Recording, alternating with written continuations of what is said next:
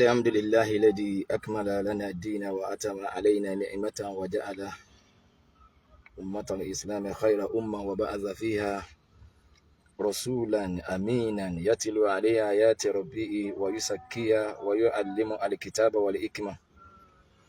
صلى الله عليه وعلى آله وصحبه ويعلم الكتاب وسلم تسليما كثيرا. Adúpẹ́ ní ọ̀dọ̀ Ọlọ́run ọba tí ọlá ẹ̀ ga jùlọ, ó tóbi nínú ìkẹ́, ó bò háyà nínú ọlá ẹ̀. Àánú Ọlọ́run ní fèmí àti yín lẹ̀, Ọlọ́run jẹ́ lábọ̀ rí àti bọ̀tán wa, Ọlọ́run jẹ́ ó sùn wọn,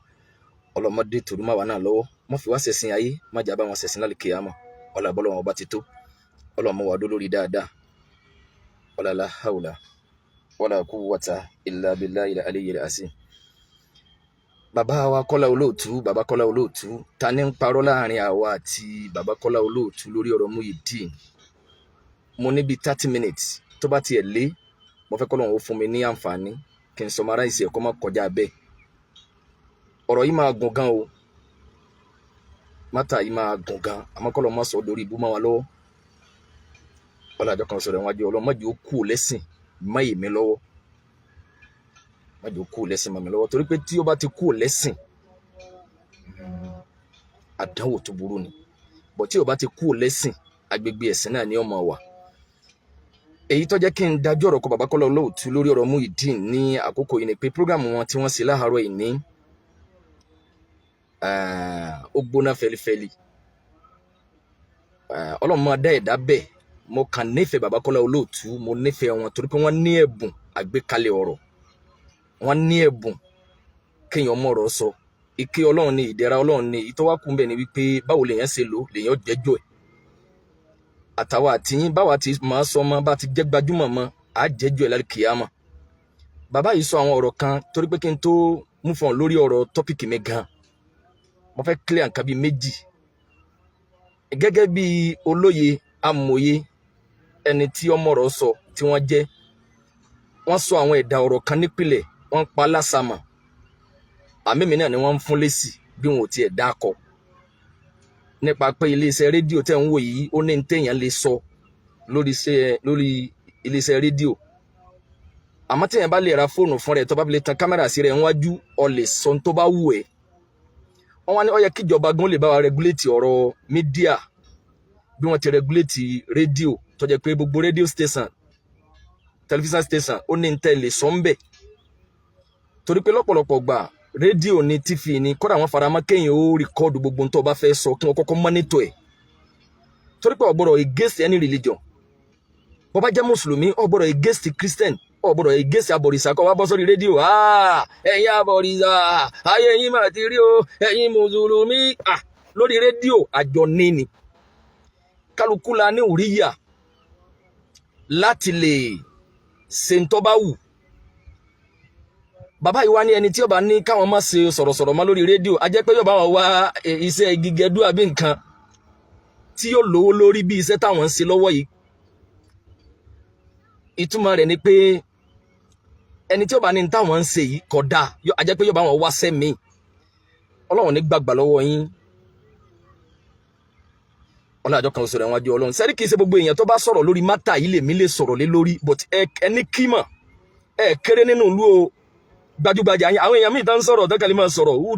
who is then? Òyìnbó yẹn wọlé náà àbí who is then? By the way, àwọn àwọn làwọn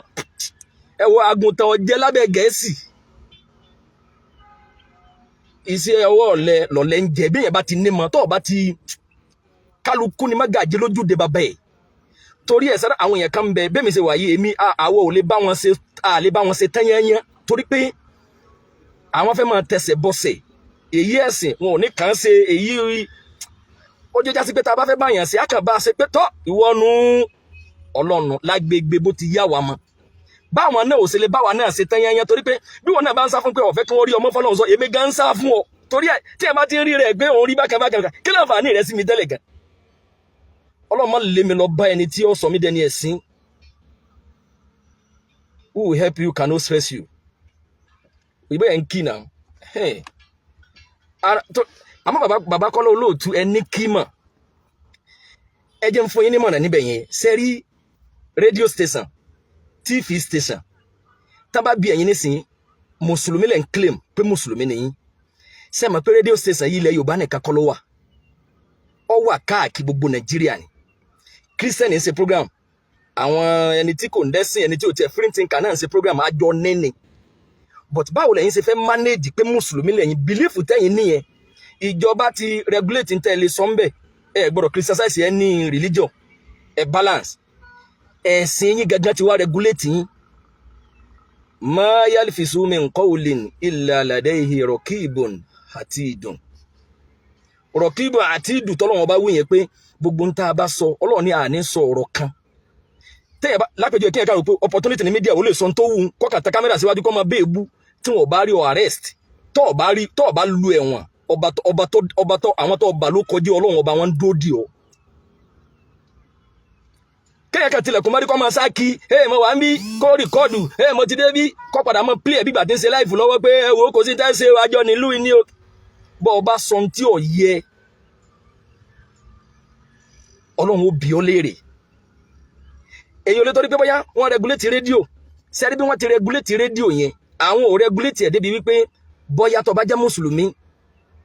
kọ́ mọ́ wà rẹ̀ pọ̀ débi pé kọ́ mọ́ claim pé gbogbo ẹ̀ náà lẹ́sìn o ẹ̀ lè sọ pé mùsùlùmí nìkan lẹ́sìn mùsùlùmí ò lè sọ pé ẹnìkan wọ náà sẹ́rí tí yẹn bá ti ní bìlífù yìí èyí ṣe mùsùlùmí mọ́ inna dina inda Allahi islam Ọlọ́run ní lọ́dọ̀ èmi Ọlọ́run islam nìkan lẹ́sìn wa man yabtaghi ghayra al-islami dinan falan yuqbala minhu wa huwa fil akhirati minal khasirin Ọlọ́run ní gbogbo ẹni tó bá ti ṣe ń tọ́ yàtọ̀ sí Islam tó bá di lálẹ́ kìyàmọ̀ yóò ṣòfò sáàtì ẹ̀ bá jẹ́ rédíò pìrìsẹ́ńtà ẹ̀ ṣe prógrámù yín táwọn abọ̀rìṣà fẹ́ mọ̀ polówó ṣe rí ìwé yìí ìwé fani o ṣe rí bẹ́ẹ̀ yẹn bá ṣe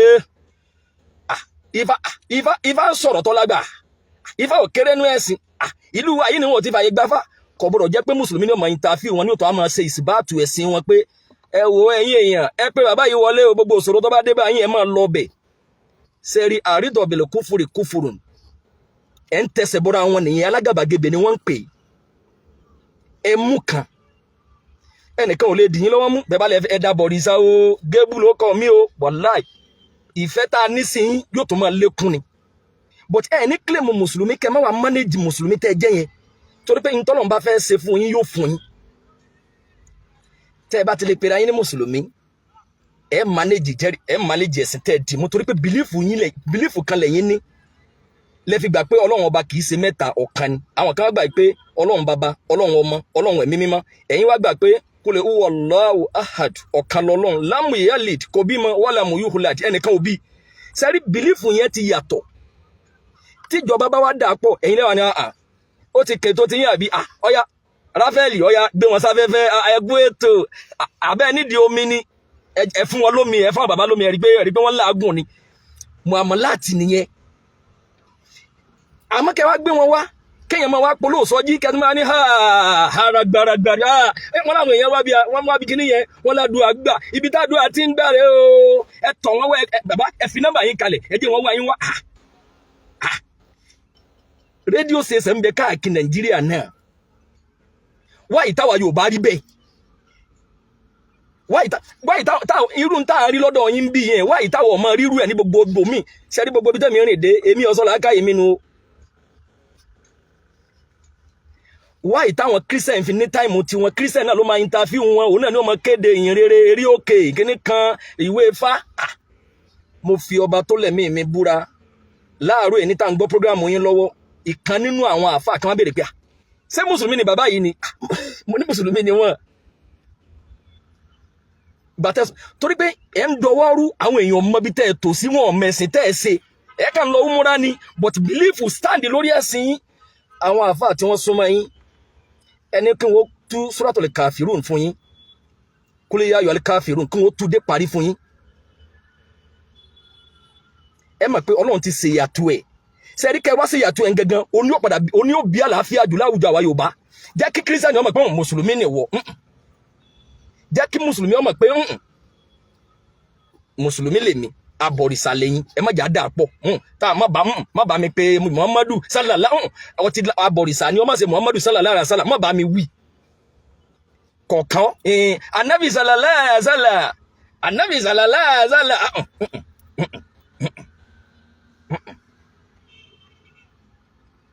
ẹni tó against ẹni tó ní belief nínú ẹ ọtún wá ṣe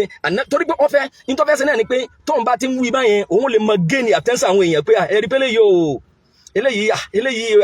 eléyìí wà ó wà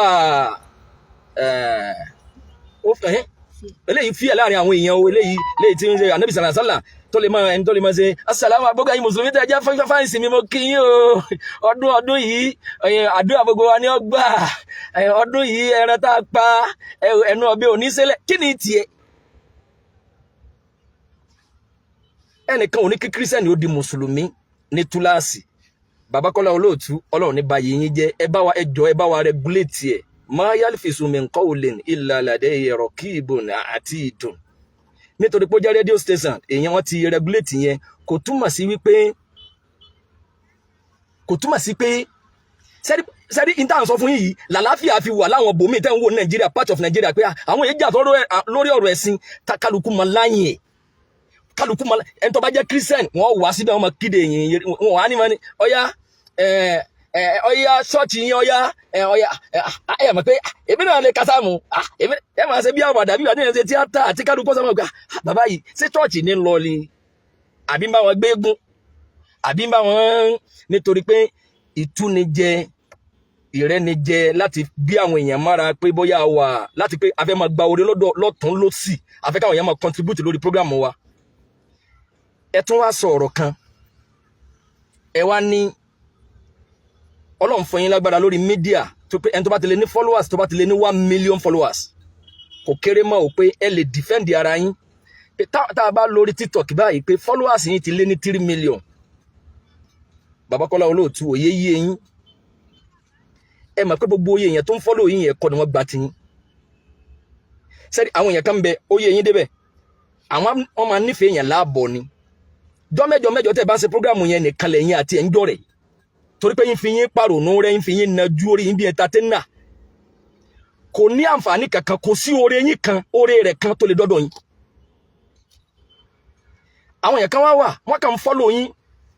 nítorí pé òun gangan rí àǹfààní sẹ́rí gbogbo ẹni tó bá sí page lórí Facebook ó máa gain followers tó o bá ti lè mọ every bíi 3 months tó lè mọ gbàbẹ̀ yẹn wọlé pé a fẹ́ fún èèyàn 25 ní ẹ̀bùn ọdún ó sì bẹ́ẹ̀ Nàìjíríà àwa gan mọ wé ẹ pè wọlé èèyàn 25 ó gba 5,000 ìyá wa dáadáa kan ló ní a pín fún yín o kálukọ́ máa follow ẹ̀ wọ́n mọ̀ pé àmọ́ bí ọba kàn mí ní rìn yìí ó lè kàn mí ní ìrìn míì sẹ́rí strategy tẹ́ ń lò yẹn ẹ ti fi gain attention àwọn èèyàn ẹ̀yẹ má fún wọn ní owó rárá fún ọdún kan wọn ò ní mà pẹ́ ń bẹ mọ́ sẹ́rí attention tẹ́ fi sẹ́rí bẹ́ẹ̀ sẹ́ mọ̀rọ́ sọ tó yẹn náà bí wọ́n ṣe ń gbádùn yóò tó wọ́n tún wá ara àǹfààní owó ń bẹ gbogbo sẹ́rí gbogbo àwọn tẹ́sí pages tí wọ́n ṣe àwọn èèyàn kan wọ́n ní ká fún yín lẹ́bùn ọdún irọ́ Ọlọ́run ọ̀tako ẹ̀sìn ní o àmọ́ ìgbénimára ni láti lè tani ọgbà pé wọ́n ń pín wọ́n máa fún yàn lówó lórí péjì kan ẹnìkan gbèmí rí wọlé àbábá lọ sọ kí ló tún fún wa lówó rí mọ́ èyí tí fún yóò jowó lọ tí ń sọ nǹkan lẹ̀ tí èyí tí mo mọ̀ níhùn èyàn mẹ́lẹ̀ èmi olówó lọ́wọ́ tó bá hùn ọlọ́mọ pọ̀lá mi ro èyí tẹ́mi náà ń filẹ̀ náà oògùn jẹ̀dí oògùn nárun ọ̀pẹ́ ẹ̀yìn ara rẹ̀ nìyẹn náà sẹ́ni bẹ́ẹ̀ sẹ́ wọ́n wò pé bóyá ẹni crowd lórí Facebook ẹni lórí TikTok yẹn ẹ̀yin gangan kọ́ ni wọ́n nífẹ̀ẹ́ àǹfààní kọ̀ọ̀kan ọmọ èèyàn ò ní nífẹ̀ẹ́ ibi tí wọ́n bá ti ní àǹfààní o iye èèyàn tí máa nífẹ̀ẹ́ èèyàn nítorí tọlọ́hun lillah wa li rasulihi wa hum aqallu minan nas wọ́n kéré nínú èèyàn èmi fẹ́ gẹ́ yóò jókòó tí bí tí bá ṣe program ṣe ọ̀rọ̀ mi ń lé ní torí time mo tún kú ń bẹ̀ yẹn sẹ́wárí níbi ọ̀rọ̀ ti Muyideen torí pé ọ̀pọ̀lọpọ̀ àwọn èèyàn sẹ́rí bí ọ̀rọ̀ Muyideen ṣe bẹ̀rẹ̀ débi tó dé dúró lónìí ẹ̀yin gangan lẹ sọ di àtàyàn yẹn ẹ̀yin gangan lẹ bu epo sí èyí tẹ̀mí ń ṣe lọ́wọ́ yìí mi ò bá má ṣe é mọ́ tó bá jẹ́ pé program yín è ní ẹ padà jẹ́ àmọ̀ pé ọ̀rọ̀ tí mo sọ níjẹ̀ẹ́jọ́ ní last week irọ́ ni mo pa o mo wá ní àjẹ́ pé bàbá yìí bẹ̀rù Ọlọ́run but ẹ̀ ń fi díẹ̀ múlẹ̀ pé ọ̀rọ̀ téèyàn bá sọ fún 40 years téèyàn bá fi jẹ́ sọ̀rọ̀ fún 40 years bóun lẹ́sẹ̀ fẹ́ bá rọ́ ń bẹ́ téèyàn bá máa rọ́ pákéjì èèyàn lè lò ó tí èkó láyé amala anatulahi alali kaasibin Ọlọ́run ní ibi dandan Ọlọ́run ìgbéjìnà sí kí Ọlọ́run kó máa bá gbogbo òpùrọ́ ìgbà tí ìkànnì àwọn afáwà bẹ̀rẹ̀ sí fún mi lésì láàárọ̀ yìí táwọn náà ṣe prógrámù ẹ wá ń ṣépè èpè làwọn mú sẹ́yìn wù èpè ni sẹ́rí Islam ọ̀tako kẹ́ ẹ ṣépè mọ̀lẹ́ ùnù lẹ́ni tó bá ti wù àbòsí sọ lórí bú làwọn eléyìí ni sẹ́ẹ̀ tí wọ́n á dín nítorí pé tájẹ́ẹ̀tì tí wọ́n ọ̀tọ̀ kálukú ló ní ádáfù tiẹ̀ sẹ́rẹ́ ẹni tẹ́ ẹ̀ bá ti mọ̀mọ́ èpè síṣẹ́ tẹ́lẹ̀ ẹ̀ ní pè lélépè ẹni tó ń gẹ́gẹ́ bá máa ń sọ pé lápèjú ìkẹ́ mọ̀yàn mọ́ pé yín máa ń sọ pé kíní kan ọ̀dà òun náà wá ṣe níjọ́ kan ẹ̀ ní sọ pé àṣà rẹ̀ nu ẹ̀ mọ̀ pé ó kà wá bẹ́ẹ̀ ni pé bóyá bí wọ́n nú ni bóyá ká wọn láàánú bọ̀tẹ́ ìwá yìí tẹ́ fi ń ṣépè ẹ̀ wá ń ṣépè ẹ̀ wá ń dá wákà ẹ̀ tún sọ wá dẹni tẹ́ ń dá wákà fún ńgbà tẹ́yìn ń tẹsẹ̀ bọ́sẹ̀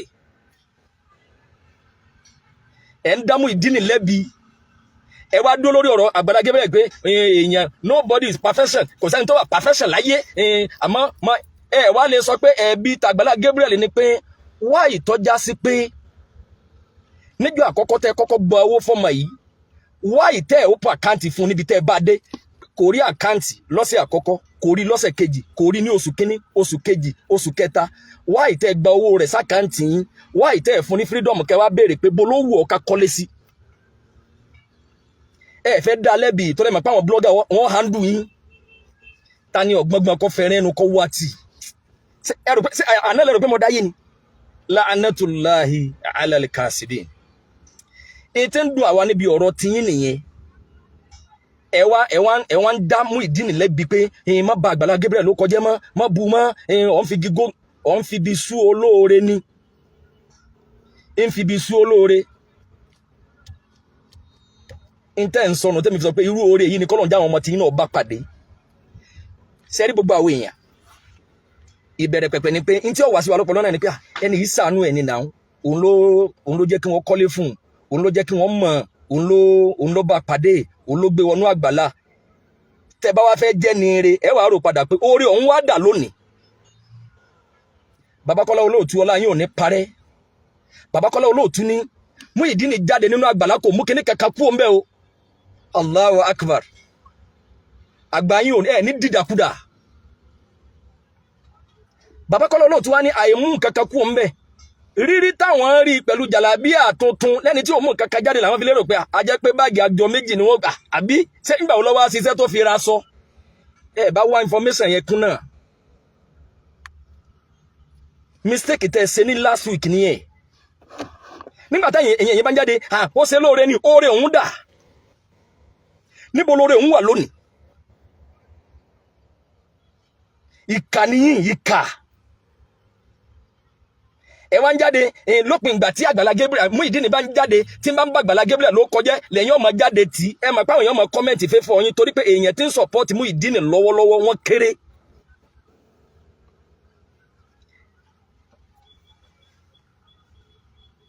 bẹ́ẹ̀ ni laysa al-akbi kasratul fa'ilin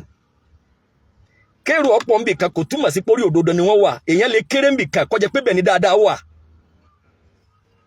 crowd lẹ́yìn nídìí ẹ ti mọ̀ pé tẹ bá support tẹ bá fìdí òdodo múlẹ̀ pé Muyideen yìí gbogbo ẹni àná lára ń ta gbogbo ohun tí bá ń sọ lónìí wípé gbogbo ohun tí wọ́n gbà fóun o ń bẹ lákàntì ẹnìkan o ṣé ń bẹnu àkáǹtì tiẹ̀ ni wáyé tó já sí pé ìgbà táwa bá pàdé nísìn ìntàwí ni pé gbogbo ẹni tẹ bá fẹ́ sọ̀rọ̀ fún ẹ ní sùúrù ó ń pìpì àkáǹtì nọ́mbà ẹ̀ lọ́wọ́ tákàǹtì ẹ̀ bá ti jáde ọ̀la ni wọ́n ní kọ́ wá fún BVN ẹ̀ pé tákàǹtì ẹ̀ bá ti jáde á jẹ́ kíkálukú ọmọ ẹni tó bá fẹ́ sọ̀rọ̀ fún wáyé tó já sí pé níjọ́ táwọn bá pàdé ẹ̀yin jọ́jọ́ gbọ́njà wà lọ ẹ̀yin ẹrù pé mọ̀rọ̀ sọjà wà lọ wáyé táyìn ò lè blame Agbala Gabriel pé wáyé tó já sí pé irú ẹni tẹ́ pàdé lójú títì bẹ́ẹ̀ ẹni tẹ́ rí pé tẹ́ rí pé bóyá kò wà normal ẹni tẹ́ lè máa lù ní ṣé ilé kíkọ́ lọ̀rọ̀ ọrù rẹ̀ kàn ṣé ìyàwó lọ̀rọ̀ rẹ̀ kàn sáyìn ti táyé rẹ̀ ṣe ẹ ti jẹ́ kó ní àǹkàlí kó ti mòye ayé kó ti gbọ́ ẹ̀sìn yé débi kẹ́ fún níyàwó ní tí ò tí pọ́dún kan ẹ ti mú sọ́dọ̀ ẹ ti kọ́lé fún ẹ ti fẹ́ yàwó fún that is wrong. European nǹkan tí mo sọ yìí that is but ẹ fẹ́ sọ dúdú ọ̀rọ̀ ẹ wá sẹ́yìn kò sẹ́ni tó wà perfection orí kálukú ló mistake rẹ̀ kò sẹ́ni tó ẹ mọ̀ ẹ wá ń dáàbò bò ó.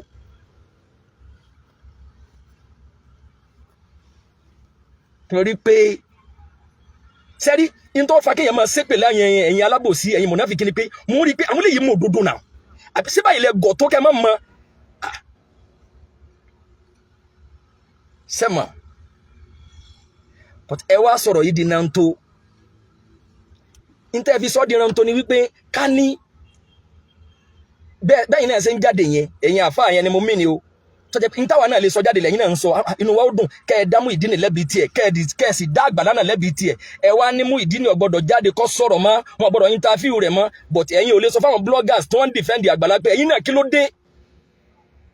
èyàn jáde kò mú nǹkan kan kú sẹ́yìn náà bẹ́ẹ̀ náà kọ́ máa ti yín ẹ wọ́n á avoid àwọn bloggers but ẹ lè máa attack Muyideen ẹ lè máa tání sí ẹ̀.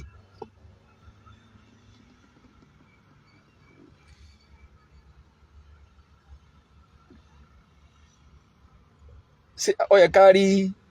eléyìí pé rẹ̀ ní Waheed orúkọ rẹ̀ yìí náà gan Waheed ó ní ṣe kí wọ́n tó dáwó fún un ní kó tó ṣe kíní kan wáyé tí wọ́n fi fún Àgbàlá Gabriel nímọ̀ràn yìí lákọ̀ọ́kọ́ ńjọ́ tó ní kí wọ́n dáwó fún ẹ̀kejì gbogbo tí wọ́n gbàjọ fún sẹ́ni gbogbo ẹ̀yin tẹ́ ẹ̀rù pa ẹ̀yin àfáà tẹ́ ẹ̀rù pé ọ̀rọ̀ ka yín la sẹ́ni pé ẹ̀yin náà fẹ́ sọ sí ọ̀tọ̀ ní tọ́pìkì tí mo kọ ọ̀tọ̀ ní ẹlẹ́mìí ní ẹ̀yin aláyọnu sọ ìtí mo wí ni pé ẹ̀yin ẹ bẹ̀rù Ọlọ́run lórí ọ̀rọ̀ Muyideen Àgbàlá Gabriel ẹ̀yin aláyọnu sọ ẹ bẹ̀rù Ọlọ́run lórí ọ̀rọ̀ Muyideen Àgbàlá Gabriel ẹ̀yin ọ̀rọ̀ tọ́jọ́ kẹ́ gbogbo wa ní now who are you by the way tani wọ́n tani anybody ló lè sọ sí but tẹ́ ẹ bá fẹ́ sọ sí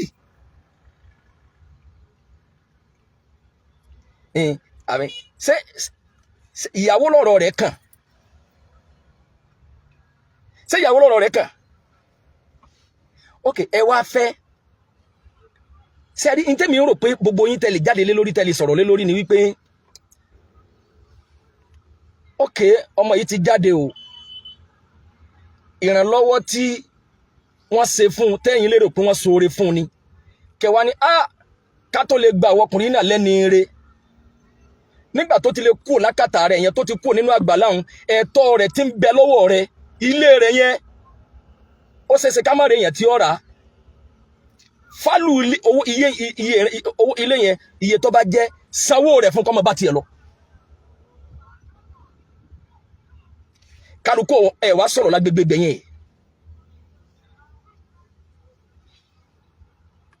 sọ̀rọ̀ lágbègbè gbogbo ẹ̀yin tẹ́ ń jáde kẹwàá ní nítorí ẹ̀kẹ́ béèrè ni pé ókè ó ní ṣọ́ọ̀bù ń bẹ gbogbo tẹnu wọ́n gbà fún tẹnu ó ṣoore fún ní ọyìn òun ló rà lọ́wọ́ oore rẹ̀ ń ibo lọ́wà ṣe bẹ́ẹ̀ fún tọ́ bẹ́ẹ̀ bá fún tọ́ mọ́ra mọ́ pé má bu mọ́ àmẹ́yìn náà ẹ̀jọ̀ arọ̀ yín ẹ dákun Ọlọ́run ní bayì yín jẹ́bi tọ́lá yín dé yìí ẹ dákun okòwò rẹ̀ tẹ́ bá wa dá sínú Ọlọ́run ò fẹ́ bẹ̀ yẹn mọ́ Ọlọ́run fẹ́ ní freedom ẹjọ́ ẹ má jẹ́ wọn tó sọ̀rọ̀ yìí di kóòtù tí wọ́n tún máa lọ náwó ẹjọ́ arọ̀ yín ẹ má jẹ́ kí wọ́n sọ di kí wọ́n máa sọ̀rọ̀ ẹjọ́ mọ arọ̀ yín gẹ́gẹ́ bí òjíṣẹ́ Ọlọ́run tẹ́ ẹ jẹ́ ilé rẹ̀ yẹn ẹ bá wa fálù ẹ bá wa kówó yẹn fún Muyideen kọ́ bá lọ fi ta tẹ́tẹ́ ẹ̀yin kan máa ń jáde ẹ̀yin àfáà tẹ́ ń sọ̀rọ̀ lórí ẹ̀ fi ń wó orúkọ rẹ̀ ẹ̀ fi ń trend ni ẹ̀ fi ń èmi ò gbọ́ náírà kan rí lórí Facebook mi ì gbà wá náírà rí lórí TikTok àwọn ò gbà àwọn ò mọ bí wọ́n ti gbà àwa ń ṣe tiwa ni ẹ̀yin lè máa sọ fáwọn pé àwọn fọ́rọ̀ Muyideen trend ni àfi ṣe kíní kan ni but ẹ̀yin ò lè máa lọ comment sọ́dọ̀ àwọn bloggers pé why táwọn fi ń gbé but ẹ̀yin ti mọ̀ pé àwọn tá a jáde right person tá a lè máa sọ̀rọ̀ tó yé àwa mọ́ ẹ̀yin fẹ́ káwọ́ dákẹ́. Bàbá Kọ́lá Olóòtú ipò tẹ́mi tu ẹ̀yin sí lórí ọ̀rọ̀ yìí ó ní ipò torí pé ìwọlé ọ̀rọ̀ yín lè ní ìwọlé ọ̀rọ̀ ẹni tó nípa ìyà Ọlọ́run ẹni tó bẹ̀rù ọjọ́ ọ̀kan yìí ní tẹ́mi ń retí ni wípé bẹ́yìn náà bá fẹ́ dá sí ẹni kò yẹ ẹni olójú ọ̀rọ̀ tí rédíò pírẹsẹ̀ntà lè dá sí nígbà tẹ́ mọ̀ pé àwọn ọ̀rọ̀ kan bẹ tẹ́ ẹ gbọ́dọ̀ sọ̀rọ̀ débẹ̀ kò yẹ kẹ́ ẹ dá sí sẹ́ni tẹ́ bá ti wá dá sí èyí tó kù ní kẹ́ ẹ wá fìdí òdodo múlẹ̀ ní tẹ́mi ń retí pẹ̀lú ọ̀rọ̀ yín ni wípé ókè Muyideen ó ti kú nínú ọgbà o gbogbo ohun táwọn èèyàn dá fún ó lóun ò gbé bẹ́ẹ̀ mọ́ ó ti jáde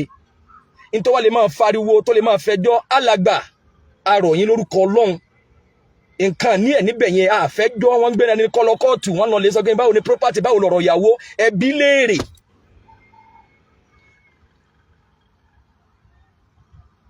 property ẹ̀ tó wà nínú àgbàlá yẹn ẹ fálù iye tó bá jẹ́ iye owó rẹ̀ ẹ kó fún ntẹ́ ẹ bá ti ná fún tó náà ti jẹ nínú ẹ̀ ẹjọ́ gangan mọ̀ but ẹ fẹ́ kí kọ́ máa ṣe Islam rẹ̀ lọ kọ́ máa bọ́ sórí mídíà mọ́ báwo ló ṣe fẹ́ ẹ̀yin wọlé jáde lẹ́ ń claim right ẹ̀ fún ẹ̀dẹ̀ sọ pé wọ́n sọ̀rọ̀ fún ni wọ́n sọ̀rọ̀ fún ni wọ́n sọ̀rọ̀ fún ni oore yẹn dà ìyẹn bẹ́ẹ̀ bàbá wa Kọ́lá Olóòtú kó lè bá a fi ta tẹ́tẹ́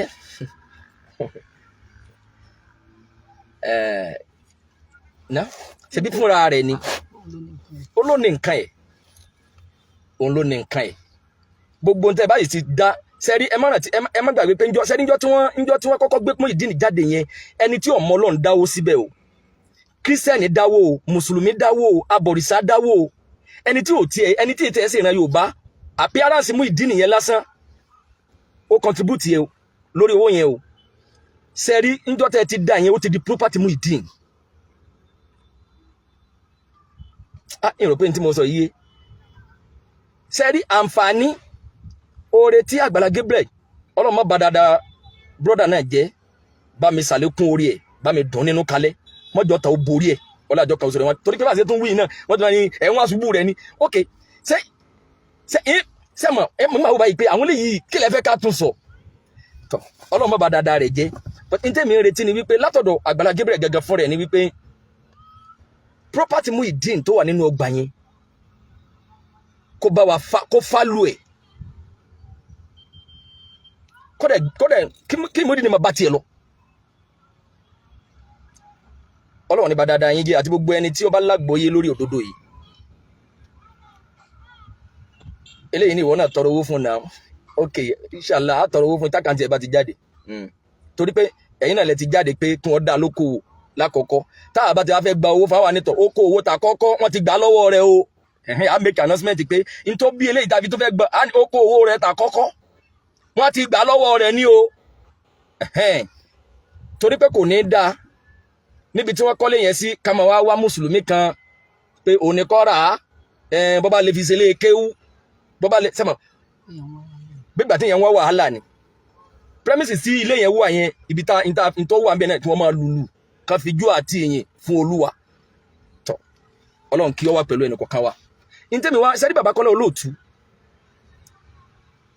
ẹ ti wá da ọ̀rọ̀ rúlé ní last week program tẹ́ ṣe ní last week Wednesday ọ̀rọ̀ tẹ́ sọ ni wípé Muyideen ẹni ìyá olówó tí ó lóun fẹ́ rí Muyideen ìyá olówó yẹn wá ní Muyideen bí a ti rí ọ yìí àkọ́kọ́ náà ọkọ́kọ́ ní di vitamin kí wọ́n kọ́kọ́ gbé ọ lọ hospital náà kọ́ lọ lò yí ẹ̀jẹ̀ rẹ wò sọ wá rí 5 million tó ń wò yìí oṣù mẹ́fà tó o bá ti lè mutí tó o ta tẹ́tẹ́ tó o sì ń kírun 5 million yìí owó rẹ ni ó di tiẹ̀ nu ó tún wá lọ ájì ó tún wá fẹ́yàwó sẹ́rí ọ̀rọ̀ tẹ́ sọ yẹn ọ̀rọ̀ tó burú ni wàláhì tẹ́ bá rí èèyàn sọ fún yín ọ̀rọ̀ burúkú ni ìgbà tẹ́ wá sọ̀rọ̀ yẹn èmi tí mo wá jáde tí mo sọ pé èmi nìyá yìí rán sí màmá ẹ̀ nítorí dẹ̀ bí gẹ́gẹ́ bí abiyamọ tí ìyá wa yìí jẹ́ ni wípé wọ́n ní àwọn fura pé Muyideen ni ó di grace màmá ẹ̀ ní public àwọn wá fẹ́ kí n wá màmá rẹ̀ lọ kí màmá rẹ̀ kọ́kọ́ bá wọn ṣàdúrà fún ná káwọn kọ́kọ́ tún Muyideen ṣe kó dùn rí ná káwa mọ kí ni the next thing sẹ́mọ̀ gẹ́gẹ́ bí abiyamọ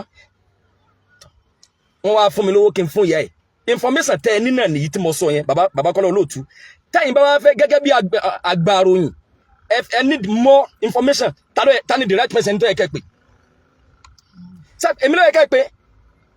but ẹ rí dínkù mi gẹ́gẹ́ bí iṣẹ́ information ti èmi ni minister of information yín báwọn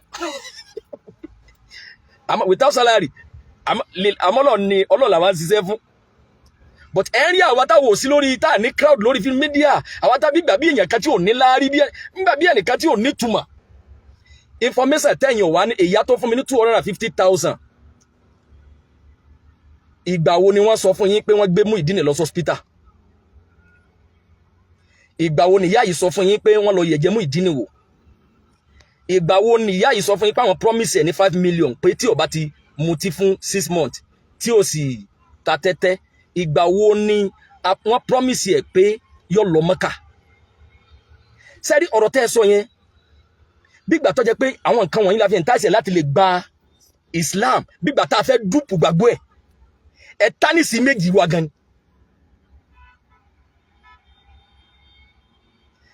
ẹ